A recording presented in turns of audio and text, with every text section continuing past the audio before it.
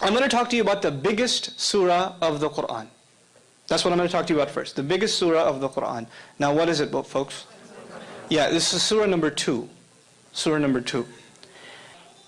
This surah, this biggest surah, number 2, is made up of how many ayahs? 286. 286 ayahs. Somewhere in this surah, the ayah occurs, I'll recite the Arabic first and roughly translate after. وَكَذَلِكَ جَعَلْنَاكُمْ أُمَّةً وَسَطًا. Thus we made you a middle nation. One of the utterances in this surah that's found in here is, thus we made you a middle nation. Now what's the Arabic word for middle? Wasat. Wasat. The Arabic word is wasat. You don't have to know that. But know that this statement, this declaration occurs in this surah. This surah, was it written or was it delivered in the form of speech? Speech. And also, as a historical comment, it wasn't delivered at once. It took almost 10 years to be revealed. So this one surah was coming piecemeal.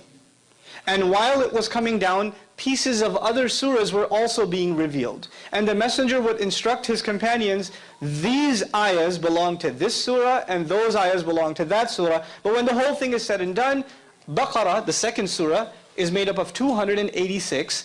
And in ayah number, listen to this carefully now, in ayah number 143, the Lord says, we made you a middle nation. How many ayahs in this surah again? 286. And where does He call us a middle nation? In the middle. In the middle. Now how do you, I understand if you're going to do this in writing. I understand if you're going to do this in writing. How do you do this in speech?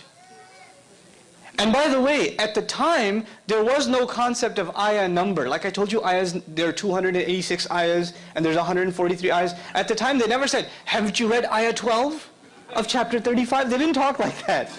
They just recited the ayah. They didn't have this number scheme. When did this number scheme become part of the Qur'an? When the Qur'an was finally put into book form. But the generation we're talking about doesn't have a book before them.